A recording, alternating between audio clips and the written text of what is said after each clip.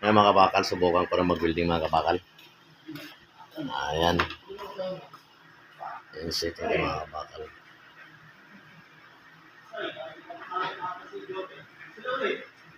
Malabo lang, malabo. Ayan.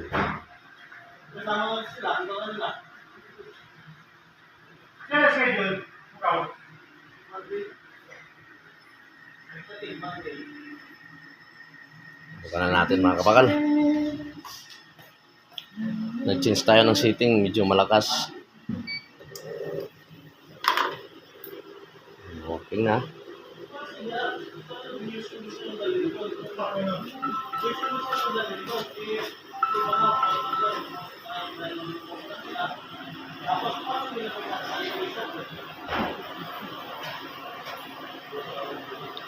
Hello sir. Yes. Yes. Tanong ko lang, yung customer mo bukas pag-deliver, anong size ang contact tape ang gamit nila? 0.8 lahat yun. Nakalagay yun sa invoice. 0.8 at i-change mo yung petrol yun sir ha? Yes sir. Kailangan. Okay. Naka-advise ako kay Saita. May mga free naman siya. Para sigurado tayo. Magkakabakal ka ron ha. Ano naman. Sikat ka ron. Kaya medyo poporma ka ng konti. Hindi ako sikat sir. Sikat yung makina natin. Hindi, ikaw kabakal lang inihiling Yun lang. Sige. Yung pala pre, tawag dito.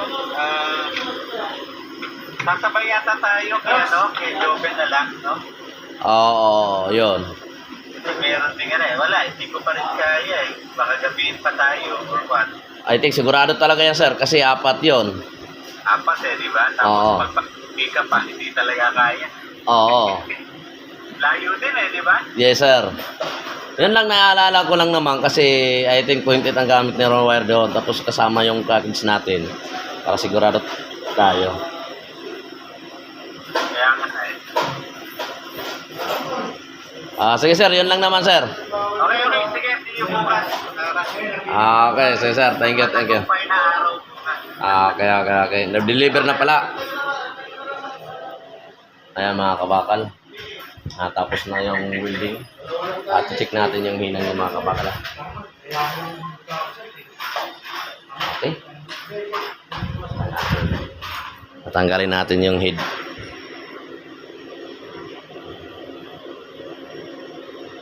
Kasi kanina malakas yung amperahe niya. Nag-change tayo ng amperes. Tapos ngayon, sa kalagitna siya. I-rotate natin. Okay. Yeah. Mga kabakal. Yun.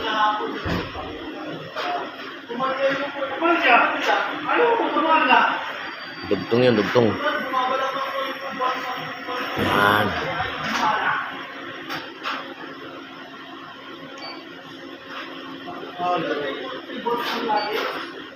Tingnan natin. Ganyan yung forma. Dito nag-umpisa sa taas. Tapos pababa. Tingnan natin yung ilalim. Walang undercut. Wala naman mga kabakal.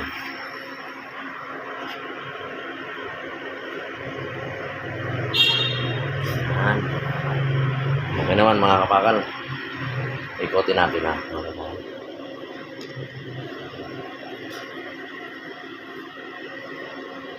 Lalim niya.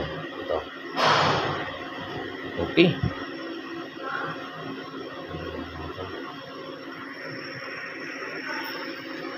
Lakay. Nakuha ko na lakay. Ayan, nakuha ko na. Yung tamang angle kung saan mag-start. Ayan mga kabakal. Sinesunod yung mga kabakal. Thank you. Yung axle natin nga. Orbital pipe.